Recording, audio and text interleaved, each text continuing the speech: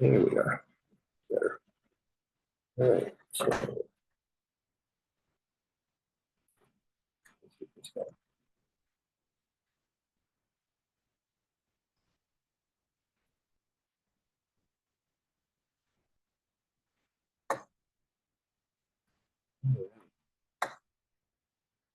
Your skin. Okay. It's the first thing people see when they look at you. All right. And it is the largest organ in the body. All right. Uh, by surface area and weight. Okay. And it's an organ because it's made up of different tissues, right? The epidermis is stratified squamous epithelial tissue, which is keratinized. The dermis, in the upper dermis, the papillary dermis is areolar connective tissue, and in the lower dermis, it's a dense irregular connective tissue. That's in the reticular layer. And the hypodermis, which isn't technically part of the integument, is made up primarily of adipose tissue. But running throughout all of these are nerve endings, smooth muscle, and we've also got immune cells running through here and a blood supply, right? So that for sure is an organ, okay? Dermal appendages include nails, which are basically uh, keratinized stratified squamous epithelial tissue with more keratin really than the rest of the skin. The hair, which is produced by the hair follicle, which is pigmented, keratinized squamous epithelial tissue, right? Stratified for both nails and hair. Sebaceous glands, which produce oils, okay? They are epithelial derivatives of the skin. And eccrine and apocrine sweat glands. The eccrine sweat glands are thermal regulators and are really pretty much throughout the body, with the exception of the genital regions. The apocrine sweat glands are in the axillary and the anal genital region. The eccrine are critical to life because they're thermal regulators and they help us balance our fluid levels. The apocrine really are optional because they produce a sweat that has a lot of fatty substances in it, which when bacteria act on it, produce body odor. Okay, so you could live without your apocrines. You couldn't live without your ecrines. The blood supply is papillary capillaries, and they are what keep the epithelial layer alive up to the point where we get to the stratum granulosum of the epidermis. And above that layer, the corneum is dead cells, which are shed into the environment everywhere you go. And in thick skin, like on the palms and the soles, there is lucidium between the corneum and the granulosum. And that is to provide for extra protection for things like grip and walking on surfaces. Okay. Um, Clinical manifestations of skin dysfunction. Okay, let's go through them. A macule is a flattened, discolored region. The papule is a raised, discolored region. A patch is a flat area of color change in the skin that's a centimeter or more wide. A plaque is a circumscribed, elevated, plateau-like solid lesion greater than a centimeter. A wheal is a circumcised raised lesion consisting of dermal edema. A nodule is a solid or cystic raised bump in the skin that's wider than a centimeter but less than 2 centimeters. A tumor is a growth of the body's own cells no longer under normal physiologic control. A vesicle is a thin-walled sac filled with fluid, usually clear and small. A bulla is a blister on the skin that's filled with clear fluid, often between the epidermis and the dermis. A pustule is a circumscribed elevated lesion filled with purulent fluid. That means that it's cloudy, less than a centimeter in size. A cyst is a benign, round, dome-shaped, encapsulated lesion containing fluid or semi-fluid material. Telangiectasia are visibly dilated blood vessels on the skin or the mucosal surface. Secondary lesions, okay, include scales, which are a visible peeling or flaking of outer skin layers. Lichenification, the skin has become thickened and leathery. The keloid, a firm rubbery nodule in an area of prior injury to the skin. The scar, the body's natural way of healing and replacing lost or damaged skin. Excoriation, which is a loss of epidermis and a portion of the dermis due to scratching or exogenous injury. A fissure, which is a linear, often painful break within the skin surface as a result of things like excessive xerosis, which is skin dryness. An erosion is an interepithelial loss of epidermis, usually heals without scarring. It's moist, it's circumscribed, usually depressed lesion due to the loss of all or part of the epidermis. An ulcer is a cratering sore on the skin or the mucous membrane, often bleeding. An atrophy is just localized shrinkage of the skin, which results in thin, wrinkled skin with easily visible vessels. Okay, so just some dermatological terms to know when we talk about these different diseases, right? Pressure ulcer. This is something you run into frequently in geriatric care. Okay, in patients that can't move themselves. Okay, they have to be turned periodically, or else the skin that lies over bony prominences will have its blood supply cut off and will begin to cavitate and be an avenue for infection, right? They result from unrelieved pressure on the skin, causing tissue damage. Risk factors are pressure, shearing force, friction, and moisture. Stages: non-blanchable erythema of intact skin, meaning it's red and the redness doesn't go away when you press on it, right? Second stage, partial thickness skin loss involving epidermis or dermis. 3, full thickness skin loss involving damage or loss of subcutaneous tissue. And finally, full thickness skin loss with exposure of muscle, bone, or supporting structure. Very dangerous, right? Suspected deep tissue injury results in discolored intact skin or a blood-filled blister. If it's unstageable, a full thickness tissue loss with the base of the ulcer can be covered by slough or eschar, or both. Preventive techniques: assess the skin, reposition the patient, pressure reduction, removal and distribution, elimination of moisture. Okay, all of these are possible. The problem, of course, is that you're getting into the deeper layers of the skin and you're putting the patient at risk for infection because you're exposing those deeper layers. Keloids are elevated, rounded, and firm. They have claw-like margins that extend beyond the original site of injury. Hypertrophic scars are elevated erythematous fibrous lesions that do not extend beyond the border of the injury. Okay, by erythematous we mean reddened.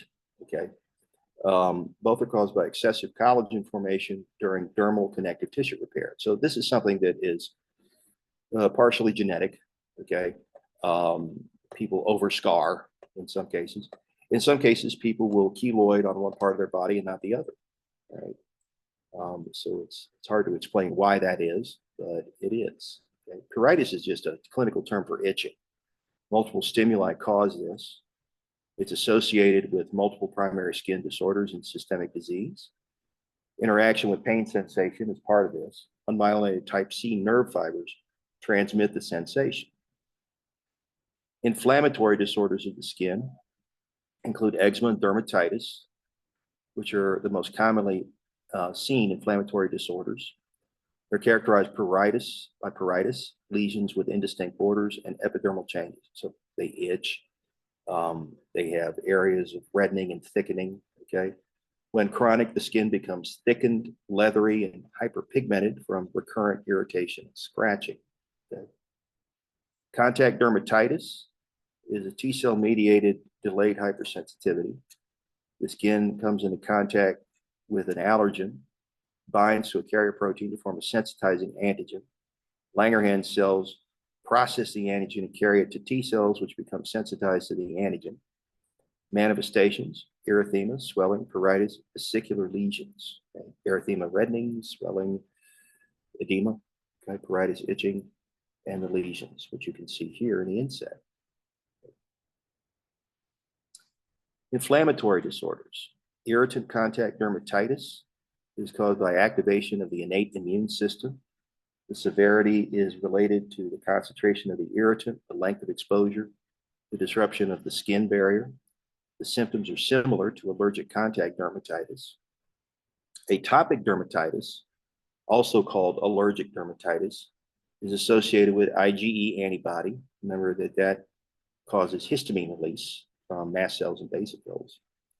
And there's a common history of hay fever, asthma with this. Okay, so again, with your immune system and with these inflammatory disorders, one of the things we have to recognize is that everybody's immune system is functionally identical, but structurally different, meaning it does the same job, but it's made of different pieces.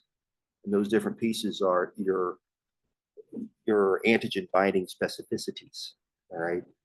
So everybody in the world has a kryptonite out there, but because your specificities are different depending on the way that your immune system was generated during education in the thymus and genetic recombination at the germline level, okay, for both your B cells and your T cells. Some individuals come into contact with their so-called kryptonite every day and have allergic responses, and some people don't, okay? There's also a genetic component to the number of mast cells and basophils that you generally have, and that has a role in this as well, okay? So this is one of the reasons that you have adverse events when you test a drug or a vaccine, okay, is that some percentage of the population will have a hypersensitivity to it because of the nature of the generation of our adaptive immunity, okay? Stasis dermatitis occurs in the legs as a result of venous stasis and edema. Sequence of events: erythema, reddening, pruritus, itching, scaling. Petechiae, what are those? Those are ruptured capillaries, okay? Hyperpigmentation and ulcerations. Seborrheic dermatitis is chronic inflammation of the skin involving the scalp, the eyebrows, the eyelids, the ear canals, nasolabial folds, axilla, chest, and back. You can see this in cradle cap in infants, which is tinea capitis, right? It's a fungal infection, and scaly white or yellowish plaques that result. Papulosquamous disorders include psoriasis, which is a chronic relapsing proliferative inflammatory skin disorder caused by complex interactions between macrophages, fibroblasts, dendritic cells, natural killer cells, T helpers, and regulatory Ts. Okay, so to review real quick, macrophages ingest incoming pathogen or antigen and present it on the surface to the T cell population. The T cell population that recognizes these presented antigens is going to be activated when it binds to it, right? The helper T is included in this. And the result then is that we activate via the T helpers those cytotoxic Ts and natural killers and sort of hybrid cells that are going to go out and do this damage, all right? So the T helper is a link in the chain here. The regulatory T is the population that's supposed to turn off the T cell mediated effects. And if it's not working the way it should, then you can end up with conditions like psoriasis, okay? It shows evidence of dermal and epidermal thickening. The epidermal turnover goes from 2 weeks to 3 weeks to 3 to 4 days. So it's much more rapid. Cells that don't have time to mature or adequately keratinize. There's a silvery appearance. Types include plaque psoriasis, inverse psoriasis, cutate psoriasis, pustular psoriasis, and erythrodermic psoriasis. Okay. Pityriasis rosea, okay, it's characterized by a herald patch followed by scaly oval patches in the trunk and proximal extremities and a Christmas tree-like appearance. Pityriasis rosea means rose-colored scale. This disease is an acute self-limiting papulosquamous disorder characterized by a herald patch followed by scaly oval patches on the trunk and the proximal extremities. It is also called Pityriasis cerencinia, roseola annulata, and herpes tonsurans. Okay, the skin eruption is usually 6 to 8 weeks after the herald patch appears. Okay. Papulosquamous disorders also include lichen planus, It's a benign autoimmune inflammatory disorder of the skin and the mucous membranes. T cells, adhesion molecules, and inflammatory cytokines, as well as perforin and antigen-presenting cells are involved. It's linked to numerous drugs and hep C virus. It results in non-scaling, purple-colored, flat-top polygonal pruritic papules and oral lesions. Pruritus is the most distressing symptom. You itch terribly. Okay. Acne vulgaris is an inflammatory disease of the pilosebaceous follicles. Acne rosacea is an inflammation of the skin that develops in adulthood. The lesions are erythematalogiactic, papulopustular, and phytomous, and ocular. They're associated with chronic inappropriate vasodilation resulting in flushing and sensitivity to the sun. Okay. Our next one is systemic lupus, and we're interested here mostly in the manifestations that are going to take place in the integumentary system. Welcome back to SansaMed. In the following video, we're going to talk about systemic lupus erythematosus. So let's just divide first the words and then describe it. Systemic refers to that it will affect your whole body. Lupus will refer to that you will get a wolf-like face. You will not become a werewolf, but you might get some abnormal appearances. And erythematosus because it will affect your blood and its vessels. SLE is an autoimmune disease. You will see it mainly in female African Americans and Hispanics in their reproductive years. So why is it females mainly? It's actually a 9-to-1 ratio between males and females. You will see it mainly in females because females are able to be pregnant. And what's the correlation? Because they are able to get pregnant, their immune is usually downregulated at the time of their menstruation and their pregnancy. And therefore, it's easier for an autoimmune disease in general to affect a human.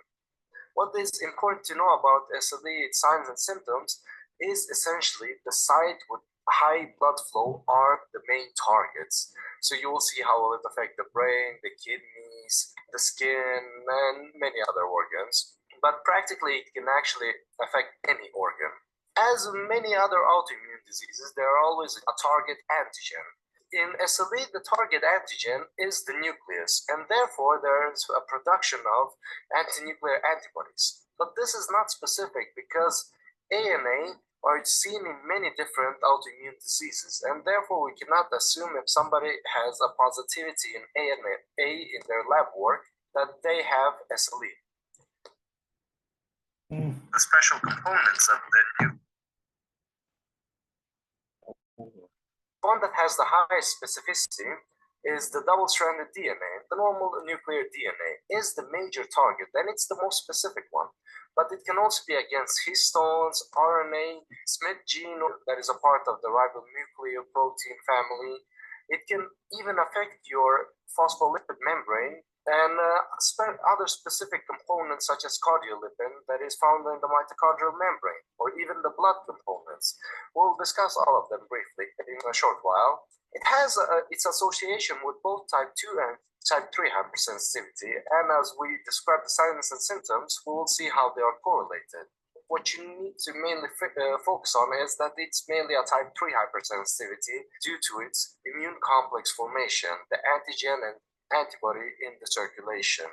It has shown some association with some complement factor deficiency, especially C2 and C4. So what can be causes of SLE? There isn't a single specific cause, but there are multiple factors that will be involved. It can be environmental. Environmentally, this can be due to a high level of sun exposure. That would explain a little bit why it's more frequent in African Americans and Hispanics. But it can also be due to exogenous pathogens, such as certain bacteria and viruses. But it can also be some genetic factors. The one that they usually associated with is some subtypes of major histocompatibility complexes, class 2, specifically MHC, DQ, and DR. There are even occasions where you can get SLE by some drugs you take. If you have some moderate hypertension, the doctor might prescribe to you a drug called hydrolysin. This drug can work as a hapten. Hapten is essentially a non-working molecule that can bind to a tissue and induce inflammatory reactions. These reactions will give similar signs and symptoms as SLE.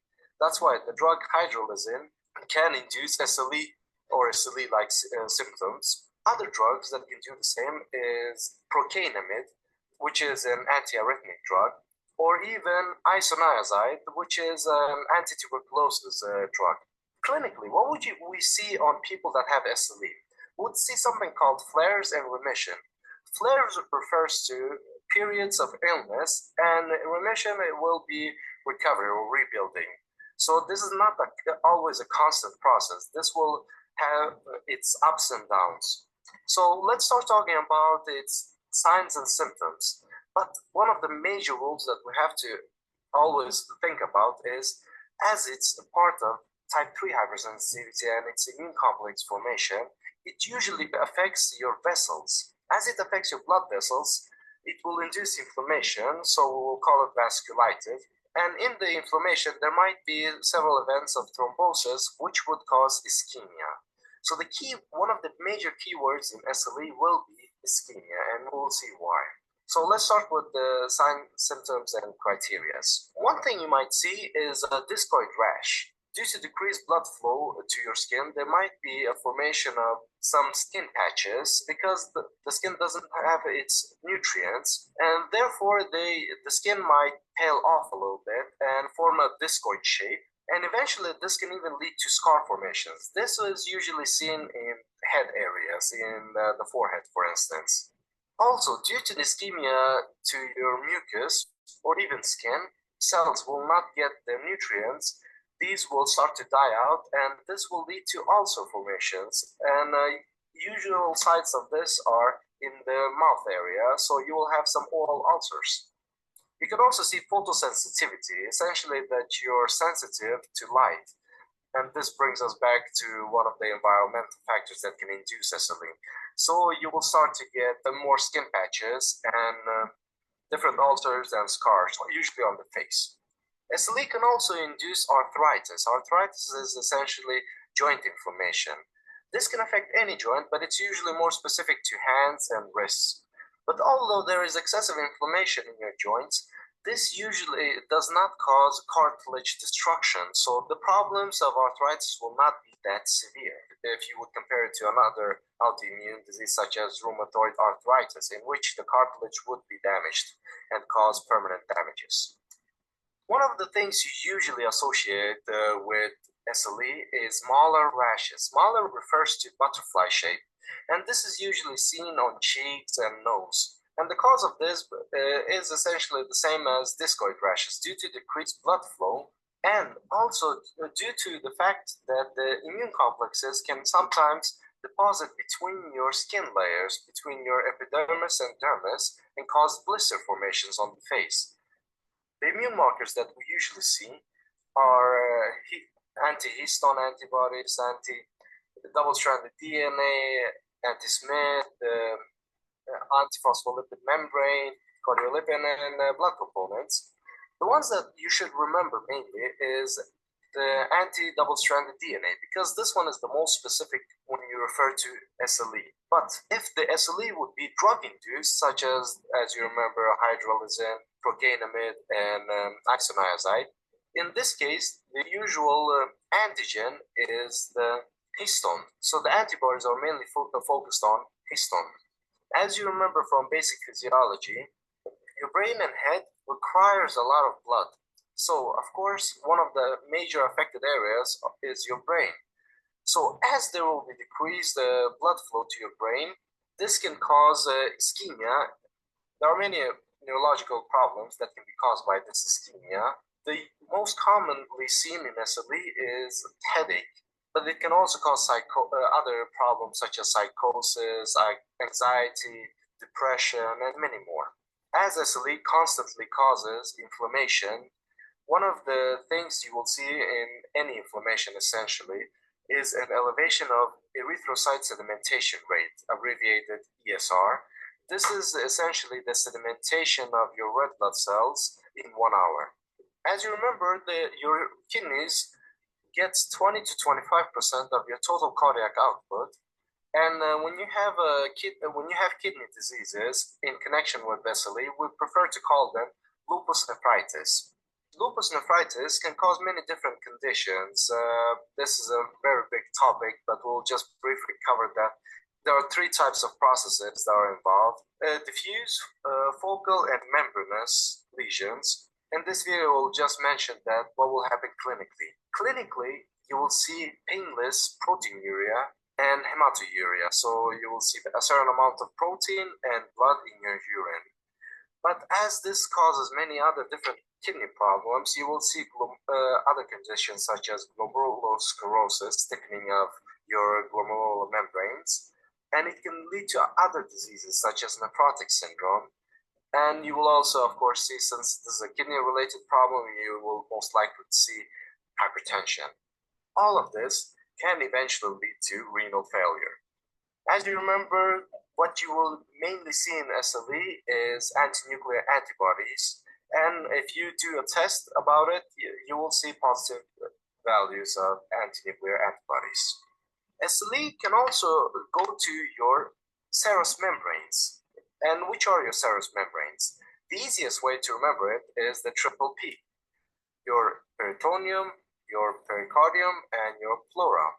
And we'll take an example of pericarditis. You can assume that if the pericardium is inflamed, as it surrounds the heart, it will affect your normal heart contraction, because it will now compress your heart.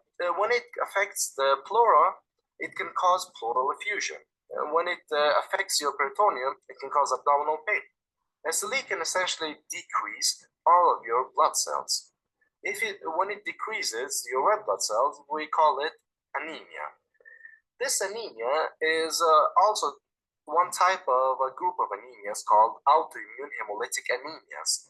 This will fall under our type 2 hypersensitivity in the first subsection, which is opsonization by cellular depletion. Here you will see that the antibodies will attach themselves to your red blood cells, and when your red blood cells will pass your spleen, they will get stuck in the Billroth cords, and then your splenic macrophages will catch them and digest them. So this will cause a decrease in red blood cell number. And in anemias, you will see different signs such as weakness and paleness. If there is a decreasement of your white blood cells, we call it leukopenia. And you can assume if you have a decreased amount of white blood cells, you're going to be more prone to infections. It can even affect your platelets. The autoantibodies can come and bind to your platelets, and they will get stuck in the Billroth cords of the spleen and eventually causing the macrophages to digest them. This is seen in a condition called immune thrombocytopenic purpura. And here you will see other signs and symptoms such as nose bleeding, called epistaxis, and prolonged menstruational bleeding, and also an increase in duration of the bleeding. And this is a condition we call menorrhage. So how can we remember all of these signs and symptoms? We can make a simple mnemonic, and the simplest that we have found is dopamine rash. This will cover most of the diagnostic features that you will see in SLE. We can also see sometimes a condition called Lippmann-Sachs endocarditis. This is essentially that the autoimmunity will affect your bicuspid and tricuspid valves, and this will cause vegetations. In this picture, we see a summary of everything we spoke. What are the causes of death and treatments in SLE? As you remember, by its hematological problems, decreased level of white blood cells increases the chances of infections. So if it increases the chances of infections, it will increase mainly the infections that you would normally not get when you're healthy. And these are the types of infections we collectively call opportunistic infections. The similar types of infections are also seen in AIDS patients. So what can be an example of these opportunistic infections? It can be angio-invasive aspergillosis. Another cause of death is end-stage renal disease. So this is another name for renal failure. And there are many conditions in renal failure that can cause death. Another way of death is by pulmonary hemorrhage. So why is that? Sometimes the antibodies can bind to loads of your pulmonary alveoli. If this occurs aggressively in a short period of time, so essentially acutely, it can cause the pulmonary hemorrhage. If this problem would occur for a long time, this can eventually lead to pulmonary fibrosis. And the problem with this is that since your right ventricle supplies the lung, the right ventricle now needs to work a lot harder. And as a result of this, it will enlarge and eventually fail. So this is a condition called cor pulmonale. In SLE, you can also get certain lymphomas, such as non-Hodgkin. Cerebral infarct can be due to multiple thrombosis that you might get in your cerebral vessels. You can also get thrombosis in your deep veins, usually in the lower limb, and we usually abbreviate it DVT, deep venous thrombosis. And this can result eventually in pulmonary embolism, which will cause pulmonary problems. So what are the treatments for SLE? We can use corticosteroids. And the reason for this is essentially by using different types of steroids, by their anti-inflammatory properties, they will decrease the formation of antibodies, which are the major factors that play a role in SLE. We can also give people immunoglobulin therapy. And by this, we mean that if you would give loads of immunoglobulins to the SLE patient, their splenic macrophages has a receptor called FC receptor. They will get flooded. So they are now busy. Since they are busy now, they cannot digest your own blood cells, and that will help with leukopenia, anemia, and thrombocytopenia. These are usually collectively called pancytopenia. Another way of treatment is splenectomy, essentially removing your spleen, because spleen is the site of the hematological problems. And of course, if you can use corticosteroids, you can also use immunosuppressive drugs. So by suppressing the immunity, you will have less antibodies. But this can also be a cause of death, because if you depress the immunity even further, you can increase the chances of opportunistic infections. So what is the final outcome of all of this? SLE, of course, it can be fatal, but it has actually very good prognosis, because this is usually seen in its early stages, and therefore it's highly treatable. An example of this is the 20-year survival rate is usually more than 75%. And hopefully now you know more about SLE. Thank you.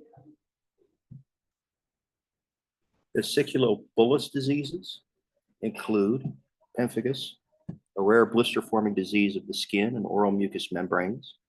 It's an autoimmune disease caused by circulating IgG autoantibody. Remember that IgG and IgM are the only antibodies that are found in blood. The antibodies are against the cell surface adhesion molecule desmoglein and the suprabasal layer of the epidermis. Immunofluorescence demonstrates the antibodies at the site of blister formation. This is one of the ways they know, right? Types, pemphigus vulgaris, an autoimmune painful sore and blister on your skin and in your mouth. Pemphigus vegetans, autoimmune heaped up cauliflower-like vegetating plaques in the flexures. Pemphigus foliaceus, generally a benign variety of pemphigus. It's an autoimmune skin disorder characterized by the loss of intercellular adhesion of keratinocytes in the upper parts of the epidermis, resulting in the formation of superficial blisters. Pemphigus erythematosus, an autoimmune acantholysis and immunoglobulin deposits in the interkeratinocyte substance. Paraneoplastic pemphigus, a rare autoimmune disease that's almost always associated with confirmed occult malignancy. Patients typically present with painful and extensive mucosal and cutaneous involvement with poor prognosis. IgA pemphigus, a rare autoimmune blistering disease caused by painful and pruritic vesiculopustular eruptions. They form as a result of circulating IgA antibody against keratinocyte cell surface components responsible for cell-cell adherence. Pemphigus herpetiformis, a rare subtype of intraepidermal autoimmune bullous diseases that associate the clinical characteristics of dermatitis, herpetiformis, and immunologic features of pemphigus. Okay? So you can see all the different examples there. Erythema multiforme is a syndrome characterized by inflammation of the skin and mucous membrane associated with T-cell immunologic reaction to drugs or microbes. It's caused by immune complex formation and deposited around dermal blood vessels, basement membranes, and keratinocytes. A bullseye or target lesion is a symptom, central erythematosus region surrounded by rings of alternating edema and inflammation. It hits the mouth, the air passages, esophagus, urethra, and conjunctiva. Severe forms include Stevens-Johnson syndrome, which is a bullous form, and toxic epidermal necrolysis. Bacterial infections, folliculitis, infection of the hair follicle, furnicles, inflammation of the hair follicles, carbuncles, collections of infected hair follicles, cellulitis, infection of the dermis and subcutaneous tissue, erysipelas, acute superficial infection of the upper dermis, impetigo, superficial lesion of the skin caused by coagulase positive staph or beta hemolytic strep. Okay. Herpes simplex, okay, include HSV1 and 2. They're transmitted by contact with infected saliva, associated with oral infections or infection of the cornea, mouth, and oral labia. This is for HSV1. Lesions for HSV1 appear as a rash or as clusters of inflamed, painful vesicles. Genital infections are more commonly caused by HSV2. Okay, now remember, the herpes class are the type that integrate and never leave. Okay, because they can get into host DNA as integrated genetic material, or they can live in the nucleus as independent genetic material. Okay, and then this is herpes zoster. Post-herpetic neuralgia, in contrast to diabetic neuropathy, most commonly manifests as mononeuropathy, meaning the condition affects a single nerve root. The herpes zoster virus causes chickenpox, but also remains dormant in the body's dorsal root ganglion cells once chickenpox has subsided. The herpes zoster virus can reactivate at some later point, causing shingles. Why the herpes zoster virus reactivates in a specific person is rarely understood. However, known causes include immune system depression and other CNS conditions, including stress, hormonal changes, or nerve injury. When herpes zoster reactivates, it inflames dorsal root ganglion and infiltrates dorsal root neurons. This inflammation hinders dorsal horn cellular metabolism. In particular, it impairs nerve conduction and pain transmission. The herpes zoster also targets the peripheral segment of the dorsal root ganglion. The virus travels from the dorsal root ganglion to peripheral nerves, causing shingles characteristic rash. Once in the peripheral nerves, herpes zoster can cause peripheral demyelination and fibrosis. So this stays resident in your body for your whole life if you end up contracting the chickenpox. Okay, there's a vaccine for it now that's routinely taken, but before the advent of the vaccine, we would typically purposely expose children to zoster to get chickenpox in their infancy or in their youth so that it wouldn't manifest itself in the adult, okay? Because when you get the zoster, you develop natural active immunity to the virus. Warts are benign lesions caused by HPV. Common warts are often seen in children, usually on the fingers, while plantars are on pressure points on the bottom of the feet. So these warts actually grow into the sole of the foot. Condylomata acuminata are venereal warts, okay, in the anogenital region. Okay. Fungal infections always are preceded by the word tinea, okay? They can cause superficial skin lesions and are called dermatophytes. Fungal disorders are called mycoses, which are caused by dermatophytes and termed tinea. Tinea capitis on the scalp, mantis on the hand, tinea pedis is athlete's foot, tinea corporis is ringworm, tinea cruris is jock itch, tinea unguenum is toenail fungus, also sometimes called onychomycosis. Candidiasis is caused by Candida albicans, which is on us, innocent, around us all the time, okay? It's normally found on the skin, the mucous membranes, and in the GI tract and vagina. Candida can range from a commensal organism to a pathogen. Risk factors: local environment of moisture and warmth, systemic administration of antibiotics, pregnancy, diabetes, Cushing's disease, debilitated states, often presents in ages younger than 6 months, immunosuppression, and neoplastic disease. Vascular disorders. Cutaneous vasculitis is an inflammation of the blood vessel wall resulting from immune complexes in the small vessels. It can develop from drugs, allergens, or viral infection. The lesions include palpable area of raised erythema and edema of the superficial dermis associated with type 1 hypersensitivity, so it's allergic response, and its reaction to allergens. Histamine release causes endothelial cells of the skin to contract, making leakage of fluid from the vessels occur. Most lesions resolve spontaneously in 24 hours, but new lesions may appear. Okay. Scleroderma can be localized or systemic. It's a thickening of the skin associated with several antibodies. Localized scleroderma is different from the systemic form of the disease by the absence of sclerodactyly, Raynaud's phenomenon, abnormalities of the nail bed capillaries, or internal organ involvement. Okay. So the CREST acronym is used to describe this. Okay. The skin is hard, hypopigmented, taut, shiny, and tightly connected to underlying tissue. Progression to body organs can occur. All right.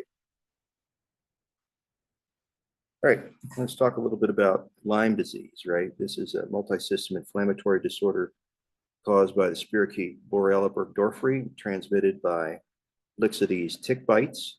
Symptoms of the disease occur in 3 stages: localized infection, disseminated infection, and late persistent.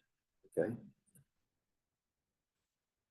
Essentially, what happens is that the bite introduces the spirochete into the blood. It moves through tissues in a corkscrew-like motion, tagging tissues with decoy antigen, which then distract the immune system as it destroys really uncompromised tissue, okay, producing damage. The spirochete is able to escape, right? And eventually, once we get the spirochete, we can end up, as a result of interacting with these decoy antigens, generating autoantibody and producing autoimmune disorders months after the initial infection. Benign tumors, an example, seborrheic keratosis seen here, benign proliferation of cutaneous basal cells. Keratoacanthoma, benign self-limiting tumor of squamous cell, differentiation from hair follicles. Actinic keratoses, premalignant lesions composed of aberrant proliferations of epidermal keratinocytes, and nevi, which are moles, which are benign pigmented or non-pigmented lesions. Okay.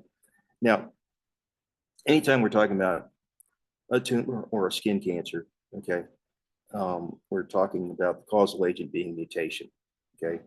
Skin cancer is generally named for the layer that it occurs in. Okay.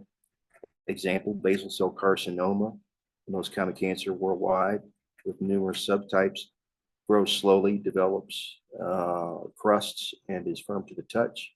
Metastasis is rare, right? Squamous cell carcinoma is in the epidermis.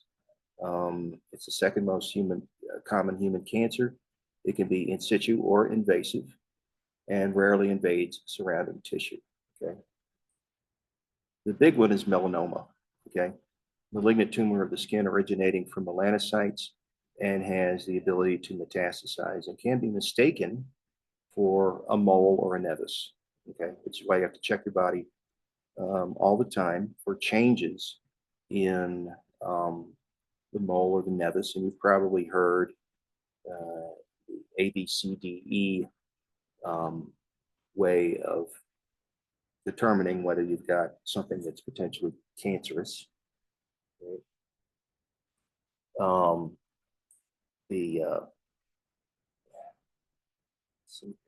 Let's see if I can get this up here for you.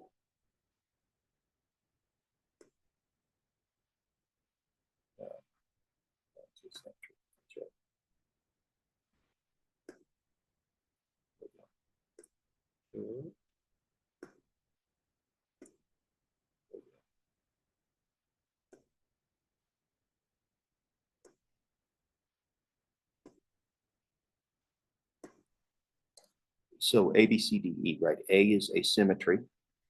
B is irregular border. C is multiple color. D is diameter, okay? And E is evolution over time. Right? If you see any pigmented areas that are doing this, then you want to go into your dermatologist or your GP and have it looked at. Kaposi sarcoma is a vascular malignancy associated with immunodeficiency, such as in AIDS or in chemo or radiation treatment. Associated with herpes virus 8, it generates pruritic, painful, purplish brown lesions. Okay.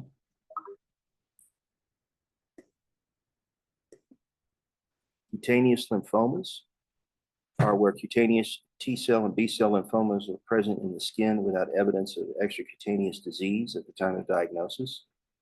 They develop from clonal expansion of B cells and T helpers and rarely T suppressors. One of the manifestations is mycosis fungoides. Okay. All right, burns. Okay. Burns are classed according to the depth of damage. Okay. First degree burn is epidermal only with local pain and erythema. It's very painful. Okay. Like a sunburn. Second degree, superficial partial thickness, epidermis and some dermis. Okay. Deep partial thickness, epidermis and dermis, leaving only skin appendages. And in second degree, you often see blisters, okay, which form between the epidermal and dermal layer. Okay. Third degree, full thickness burn, epidermis, dermis, and underlying subcutaneous tissue are all affected. Fourth degree, full thickness and deeper tissue, epidermis, dermis, and underlying subcutaneous tissue, tendons, bone, and muscle are involved. Total body estimation uses the rule of nines, which divides the body surface area up into multiples of 9. And you can estimate how serious the burn is. If greater than 20% of the total body surface area is burned, it's considered to be a major burn injury, right? So you see the front of the trunk is 18, the back is 18. The whole head would be 9%. The front and the back of the upper arm would be 9%. The upper arm and the forearm. The front of the thigh and leg would be 9%. The back would be 9%, and so on. Okay. Associated with massive evaporative water loss and fluctuations of large amounts of fluid, electrolytes, plasma proteins into the body and tissues, and burn shock. Okay, the cardiovascular system results in decreased cardiac contractility and decreased cardiac output with inadequate capillary perfusion. Why? You've lost a lot of fluid volume. Fluid and protein movement out of the vascular compartment results in elevated crit and white blood cell count and hypoproteinemia. Irreversible shock and death can occur if we don't treat it immediately. Capillary seals are one of the things that occur in these types of burns. The cellular response, transmain potential disruption, impairs the sodium-potassium pump. We see increased intracellular sodium in water, decreased potassium. Metabolic response, in the flow phase, systemic hypermetabolic response. It can persist for up to 2 years following the burn. Inflammation with local activation and recruitment of inflammatory cells at the site of injury. Hypermetabolism increases the thermoregulatory set point and the core skin temperature. Okay. Immunologic response, immediate, prolonged, and severe. The end result is immunosuppression, altered white blood cell profile, impaired phagocytosis, abnormal cellular and humoral immunity, potentially fatal wound sepsis, right? That's one of the big ones is you're getting down into the deeper tissue, you're exposing the blood supply to the outside world, sepsis can result. Evaporative water loss, right? Loss of the skin's barrier function and ability to regulate evaporative water loss. The skin and the lungs have increased water loss as a result of hypermetabolism and hyperventilation. Replacement is mandatory, okay? Complex, prolonged recovery and complications occur with major burns. The goal is debridement and closure in a manner that promotes survival. Scar formation with contractures is often a consequence of healing deep partial thickness and third-degree burns. Elements of survival of a major burn: provision of adequate fluids and nutrition, meticulous management of wounds with early surgical excision and grafting, aggressive treatment of infection or sepsis, and promoting thermoregulation. Basically, you're trying to compensate for all of the functions of the skin that are now missing, right? Here's a scar contracture you can see, right? As scar tissue forms using a contracture of the tissue, okay? So we can see here the flow chart, right? You get the acute burn injury, direct tissue injury and increased capillary permeability, leading to edema and systemic injury response, okay? That leads to tissue ischemia and more tissue injury, resulting in acidosis, depressed cardiac function, and multi-organ dysfunction.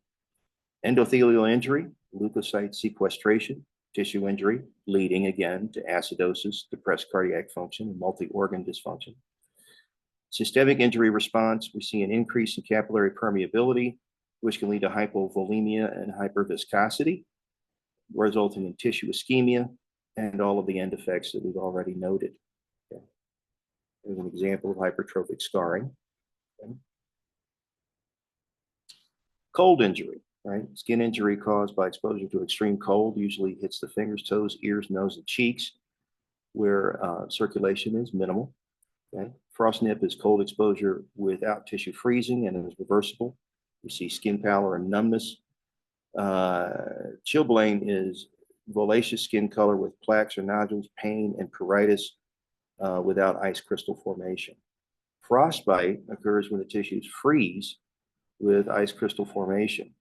Numbness and no sensation of pain until thawing, then severe pain, and it's classified again by the depth of injury.